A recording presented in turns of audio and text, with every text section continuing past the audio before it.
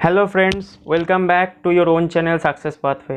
IBPS RRB का notification already आ चुका है और आज से उसका जो एप्लीकेशन लिंक वो भी एक्टिवेट हो चुका है। तो अगर आपने अभी तक फॉर्म नहीं फिल किया है तो ज़्यादा देर मत कीजिए, फॉर्म फिल कर दीजिए। लास्ट डे तक वेट मत कीजिए, ठीक है। तो नोटिफिकेशन तो आ गया, अब हमें उसके हिसाब से एक धमाकेदार प्रिपरेशन करना पड़ेगा। तो प्रिपरेशन करने के लिए तो एक प्रॉपर स्ट्रेटजी होना चाहिए।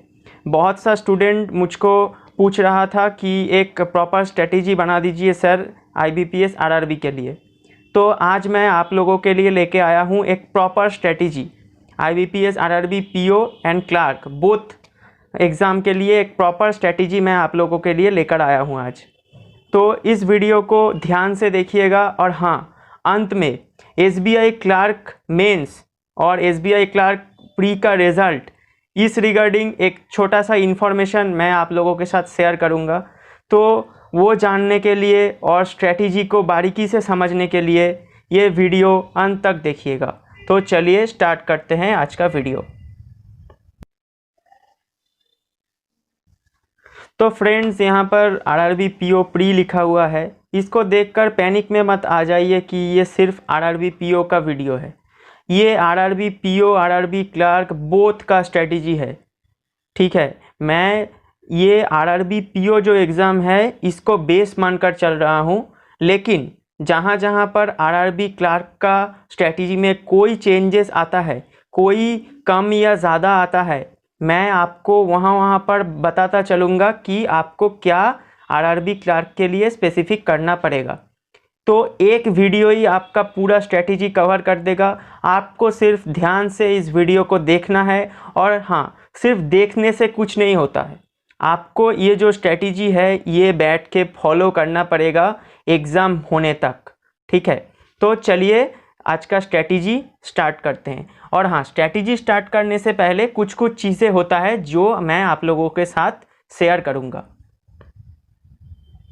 पहला आता है स्टेट वाइज कट ऑफ 2019। पिछले साल का स्टेट वाइज जो कट ऑफ रहा था RRB PO का, वो मैं यहाँ पर लिख के लाया हूँ आप लोगों के लिए। आप एक बार ये देख सकते हैं। मैं ये पढ़ के नहीं बताऊँगा क्योंकि उससे बहुत ज़्यादा टाइम चला जाएगा। आप यहाँ पर देख सकते हैं हरियाणा का कट ऑफ सबसे ज़्यादा गया था 64.50, ठीक है। और यहाँ पर भी है, ठीक है। यहाँ पर पंजाब का कट ऑफ भी नियर अबाउट 63.50 गया था, ठीक है। तो यहाँ पर और पहला पेज में, ये दो पेज में पूरा स्टेट वाइज कट ऑफ पिछला ईयर का यहाँ पर लिखा हुआ है RRB PO का।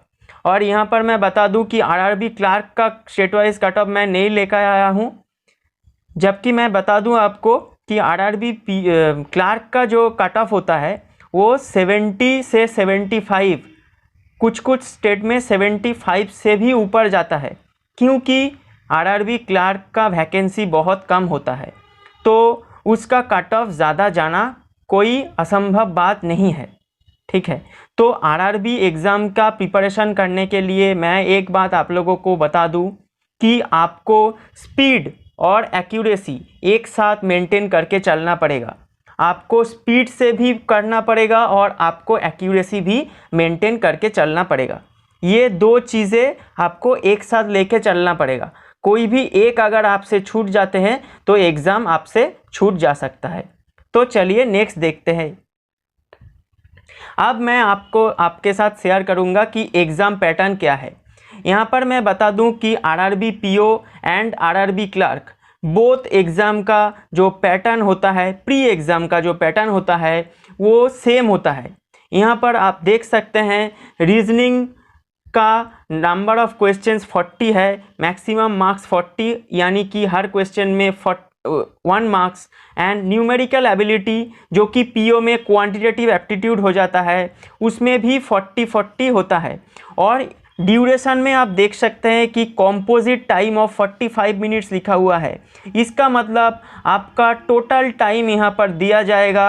आप जो सब्जेक्ट में चाहे उसमें ज़्यादा टाइम बिता सकते हैं और जिसमें आप चाहे तो कम टाइम भी बिता सकते हैं। कोई सेपरेट टाइम इसके लिए नहीं मिलेगा। लाइक SBI PO और IBPS PO क्लार्क, इस ये एग्ज़ाम में जो सेपरेटली टाइम रहता है 20 मिनट्स का जो टाइम रहता है, ये एग्ज़ाम में ये नहीं होता है। और एक बात आप लोग नोटिस कीजिए कि इंग्लिश प्री एग्ज़ाम PO और क्लार्क प्री एग्ज़ाम में इंग्लिश नहीं आता है।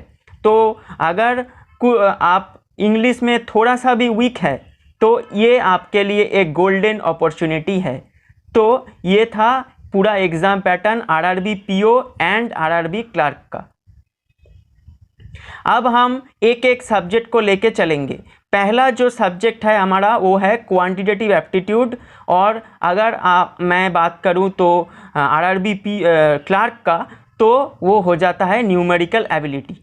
तो पहले मैं आपको बता दूं कि क्वांटिटेटिव एप्टीट्यूड और न्यूमेरिकल एबिलिटी का थोड़ा सा डिफरेंस है। न्यूमेरिकल एबिलिटी में ज़्यादा जो प्रेशर होता है वो स्पीड मैथ्स के ऊपर दिया जाता है, लेकिन क्वांटिटेटिव एप्टीट्यूड में उतना प्रेशर स्पीड मैथ के ऊपर नहीं दिया जाता है, सब कुछ बैलेंस करके दिया जाता है। इसलिए RRB PO में क्वांटिटेटिव एप्टीट्यूड आता है और RRB क्लार्क में न्यूमेरिकल एबिलिटी आता है। ठीक है, तो चलिए, ये था प्रीवियस ईयर्स पेपर एनालिसिस। ये प्रीवियस ईयर में जो 4 शिफ्ट में जो एग्ज़ाम हुआ था, मैं उसका एक पूरा मैं उसको चेक किया और उससे मैं ये पूरा जिस्ट करके एक जो एनालिसिस है वो मैं प्रिपेयर किया हूँ। ठीक है, तो यहाँ पर आप देख सकते हैं कि अप्रॉक्सीमेशन नंबर ऑफ क्वेश्चंस 5 होता है, लेवल इजी टू मॉडरेट है। Number series missing oblique wrong, number of questions 5 और level easy to moderate. Quadratic equation number of question 5, level easy. DI 10 to 15 questions, level moderate. और word problem 10 to 15 questions moderate level का आता है। ये आप लोगों को बता दूं कि ये PO का एनालिसिस है। क्लार्क में अगर आप जाते हैं तो आपको ये अप्रॉक्सीमेशन और सिंप्लीफिकेशन मिलेगा और नंबर ऑफ क्वेश्चंस 10 होगा। ठीक है, अप्रॉक्सीमेशन और सिंप्लीफिकेशन में नंबर ऑफ क्वेश्चन 10 होगा। नंबर सीरीज में 5 क्वेश्चन आएगा, क्वाड्रेटिक में 5 क्वेश्चन आएगा। टोटल आपको 20 मार्क्स स्पीड मैथ से मिलेगा क्लार्क में, और DI और वर्ड प्रॉब्लम मिलाकर और 20 मार्क्स मिलेगा। उसमें से DI 10 to 15 आ सकता है और वर्ड प्रॉब्लम 5 to 10 आ सकता है। और लेवल जो होता है RRB क्लार्क का वो बहुत ईजी आता है। आप अगर थोड़ा सा भी अटेंटिवली वो एग्ज़ाम दे तो आप 40 out of 40 क्वेश्चंस अटेंड कर सकते हैं। ठीक है, अब मैं आपको बताऊंगा कि आपको पार्ट डे क्या करना पड़ेगा क्वांटिटेटिव एप्टीट्यूड में 40 out of 40 क्वेश्चंस करने के लिए। ये आपका स्पीड मैथ्स का पूरा निचोड़ है। ठीक है, सिंप्लीफिकेशन आपको हर दिन बैठ के 10 बनाना पड़ेगा, ज़्यादा नहीं बोल रहा हूँ, 10 बनाना पड़ेगा। अप्रॉक्सीमेशन आप लोगों को 20 बनाना पड़ेगा। क्यों 20 बनाना पड़ेगा? क्योंकि अप्रॉक्सीमेशन RRB PO में भी आएगा और RRB क्लार्क में भी आ सकता है, इसलिए अप्रॉक्सीमेशन आपको 20 बनाना पड़ेगा per day. Missing number series 6 से 8 बनाना पड़ेगा, रॉन्ग नंबर सीरीज 6 बनाना पड़ेगा और क्वाड्रेटिक इक्वेशन 10 बनाना पड़ेगा। स्पीड मैथ्स में आपको ये जो है ये पूरा बैठ के बनाना पड़ेगा, उससे आपका स्पीड और एक्यूरेसी दोनों इम्प्रूव होगा, जो कि PO और क्लार्क प्री एग्जाम के लिए बहुत इम्पोर्टेंट है। नेक्स्ट है DI। DI में आपको एक दिन में 3 DI बनाना है, सिर्फ 3 DI आपको बनाना है प्री लेवल का। ठीक है, 3 DI में से एक DI आपको एक दिन बैठ के केसलेट DI बनाना पड़ेगा, नेक्स्ट दिन बैठ के मिसिंग DI बनाना पड़ेगा। अब क्लार्क में मिसिंग DI आने का चांस बहुत कम है, लेकिन PO में आ सकता है, तो आपको ये बनाना पड़ेगा पर डे। एक केसलेट एक दिन, नेक्स्ट दिन एक मिसिंग DI, नेक्स्ट एक टैब्यूलर DI एक दिन बनाना पड़ेगा, नेक्स्ट दिन एक बार DI बनाना पड़ेगा, और थर्ड जो DI है एक दिन पाई चार्ट और नेक्स्ट दिन लाइन ग्राफ DI आपको बनाना पड़ेगा। पर डे 3 DI आपको करना पड़ेगा। Next arithmetic word problem. Arithmetic word problem में आपको पर डे बैठ के 15 क्वेश्चन करना पड़ेगा। ये मैं आपको थोड़ा समझा दूँ। यहाँ पर लिखा हुआ है कि ratio oblique percentage oblique profit and loss. आपको एक दिन रेशियो का 5 क्वेश्चन, नेक्स्ट दिन परसेंटेज का 5 क्वेश्चन और उसके अगले दिन प्रॉफिट एंड लॉस का 5 क्वेश्चन करना है, ठीक है।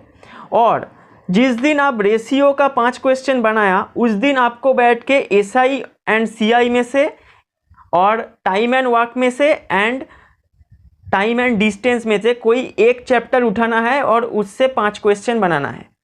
और उसके साथ mensuration oblique permutation combination oblique probability, इससे भी एक उठाना है और उससे 5 क्वेश्चन बनाना है। तो अगर देखें तो आप पर डे आपको सिर्फ 15 क्वेश्चन बनाना पड़ेगा, ठीक है। ये था क्वांटिटेटिव एप्टीट्यूड का पूरा स्ट्रेटेजी PO एग्ज़ाम को क्लियर करने के लिए। अगर आप ये स्ट्रेटेजी मेंटेन करेंगे, डेली ये स्ट्रेटेजी मेंटेन करेंगे तो आपके लिए नंबर स्कोर करना बहुत इजी हो जाएगा, ठीक है। अब आता है रीजनिंग का बारी, ठीक है। रीजनिंग में आपको मैं पहले बता दूं कि पिछला साल क्या आया था। ये है पिछले साल का पूरा एनालिसिस। पहला जो आप देख रहे हैं मेजर सेक्शन है रीजनिंग का, puzzle and sitting arrangement. Number of questions 20, level easy to moderate. Next syllog oblique inequality, कुछ शिफ्ट में सिलॉग था और कुछ शिफ्ट में इनइक्वालिटी था। तो ये आया था 5 क्वेश्चन और लेवल था easy to moderate. Coding decoding आया था 5 question, easy level. Blood relation कुछ शिफ्ट में आया था और कुछ शिफ्ट में डायरेक्शन सेंस आया था, 5 क्वेश्चन, इजी लेवल। और लास्ट है alpha numeric series, order and ranking, odd one out, ये मिला के 5 क्वेश्चन, इजी लेवल, ठीक है। रीजनिंग में PO और क्लार्क का सिर्फ क्वेश्चन का लेवल में थोड़ा सा इधर उधर हो सकता है, लेकिन क्वेश्चन का जो पैटर्न है उसमें कोई चेंजेस वैसे नहीं आता है। तो अलग से कुछ मैं नहीं बताऊंगा, मैं आपको एक जनरल स्ट्रेटेजी बोलूंगा। ये डेली टास्क है। पहला मेजर सेक्शन आपको कवर करना पड़ेगा, पजल और सिटिंग। हर दिन बैठ के आपको 4 पजल बनाना है, 4 पजल ऑब्लिक सिटिंग दोनों मिला के 4 क्वेश्चन करना है, ठीक है, प्री लेवल का। पहला क्वेश्चन आप एक दिन बैठ के बॉक्स बेस्ड पजल, नेक्स्ट दिन बैठ के फ्लोर बेस्ड पजल बनाएंगे। अब बॉक्स बेस्ड पजल के साथ आप पहला दिन एज बेस्ड, नेक्स्ट दिन मंथ बेस्ड और नेक्स्ट दिन डे बेस्ड बनाएंगे। नेक्स्ट और उसके साथ एक दिन अनसर्टेन, दूसरे दिन लिनियर सिटिंग बनाएंगे और उसके साथ एक दिन सर्कुलर सिटिंग और दूसरे दिन स्क्वायर सिटिंग बनाएंगे। ये 4 क्वेश्चन पर डे आप लोगों को बनाना है पजल और सिटिंग में ज़्यादा स्कोर करने के लिए, क्योंकि क्वेश्चन का लेवल आएगा इजी, क्योंकि क्वेश्चन का लेवल इजी आएगा लेकिन कट ऑफ जाएगा बहुत ज़्यादा। तो उस कट ऑफ को पार करने के लिए सिर्फ आपका एक्यूरेसी मेंटेन करके आप कुछ नहीं कर पाएंगे, आपका स्पीड भी उसके साथ बहुत ज़्यादा ज़रूरी है, ठीक है। तो आपको 80 में से क्लार्क में 80 मान के ही चलना पड़ेगा और PO में 80 में से आपको टारगेट करना पड़ेगा 65 से ऊपर, तब जाके कुछ हो पाएगा, ठीक है। नेक्स्ट है मिसलेनियस का स्ट्रेटेजी, क्योंकि प्री में लॉजिकल नहीं आता है तो उसका कोई मैं डेली टास्क आपको नहीं दूंगा, ठीक है। आप लोग मेंस का एग्ज़ाम का प्रिपरेशन ले रहे हो तो आपका लॉजिकल प्रिपरेशन ऑलरेडी चल रहा होगा। तो मिसलेनियस का जो स्ट्रेटेजी है वो है कि पार्ट डे एक दिन सिलॉग और दूसरे दिन inequality 5 question, coding decoding 5 question, एक दिन ब्लड रिलेशन, दूसरे दिन डायरेक्शन सेंस 5 क्वेश्चन और एक दिन अल्फा न्यूमेरिक सीरीज, दूसरे दिन ऑर्डर एंड रैंकिंग, तीसरे दिन ऑड वन आउट, ये भी 5 क्वेश्चन आपको बनाना पड़ेगा। ये बनाने के साथ साथ आपको बहुत सारा मॉक टेस्ट अटेम्प्ट करना है, क्योंकि एग्ज़ाम हॉल में 80 क्वेश्चंस 45 मिनट्स में करने के लिए आपका क्वेश्चन का जो पैटर्न है वो आपको उसके साथ फैमिलियर होना पड़ेगा, तो ये करने के लिए आपको पर डे एक मॉक तो देना ही है, ठीक है। मैं सजेस्ट करूँगा कि आप अगर आरआरबी पीओ का मॉक दे रहे हो तो एक ठीक है, लेकिन अगर आप आरआरबी क्लर्क का मॉक दे रहे हो तो आप पर डे 2 भी दे सकते हो। सिर्फ मॉक दे के कुछ नहीं होगा, उसके साथ उसका एनालिसिस भी करना पड़ेगा, ठीक है। तो ये था आज का वीडियो, और जो एसबीआई क्लर्क के बारे में मैं बता रहा था वो थोड़ा आप लोगों के साथ शेयर कर दूं। आप लोग सभी जानते हो कि रेलवे बोर्ड के तरफ से ये अनाउंस कर दिया गया है कि 12 अगस्त से पहले कोई भी लोकल ट्रेन नहीं चलेगा। तो अगर लोकल ट्रेन नहीं चलेगा तो एग्ज़ाम हॉल में तो जाना पॉसिबल नहीं है, तो एग्ज़ाम कैसे होगा? ये एक कॉमन बात है। मैं हर ग्रुप में देख रहा हूँ कि बहुत सारा बच्चा बहुत इधर उधर का बात कर रहा है कि ये डेट में रिज़ल्ट आ सकता है, वो डेट में रिज़ल्ट आ सकता है। रिज़ल्ट अभी नहीं आ सकता है, क्योंकि एसबीआई अगर रिज़ल्ट जारी कर दिया तो उससे 20 डेज़ के अंदर अंदर उस एसबीआई को मेंस एग्ज़ाम लेना पड़ेगा।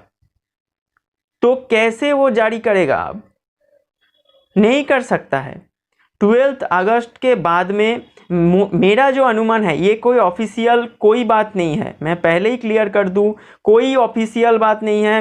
मैं कोई आरटीआई नहीं फाइल किया है, ठीक है। ये मेरा एक छोटा सा गेस है, जो कि ये है कि आरआरबी का एग्ज़ाम होने से पहले एसबीआई का मेंस एग्ज़ाम होगा।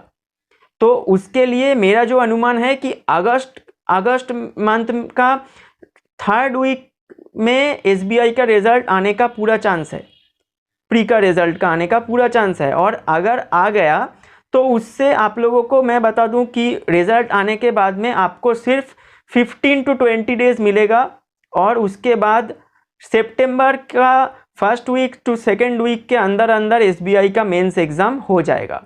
ये मेरा एक छोटा सा गेस है, ठीक है। तो इस चैनल में एसबीआई का मेंस का स्ट्रेटजी ऑलरेडी अपलोडेड है, आप वो देख सकते हैं, उसके हिसाब से प्रिपरेशन कर सकते हैं। ये वीडियो अगर आपको अच्छा लगा है तो एक लाइक कीजिए, चैनल को सब्सक्राइब करके रखिए और बेल आइकॉन को प्रेस कर दीजिए। अगर आप कोई दूसरा टॉपिक में कोई वीडियो चाहते हैं तो वो मुझको कमेंट में बताइए।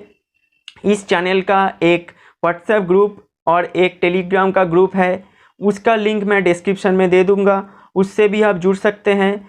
उसमें मैं रेगुलर पीडीएफ्स प्रोवाइड करता रहता हूं, और जो वहां पर जुड़े हुए हैं उसका जो डाउट्स होता है वो भी मैं क्लियर करता रहता हूं। तो आज का वीडियो बस इतना ही, मिलेंगे नेक्स्ट वीडियो पे।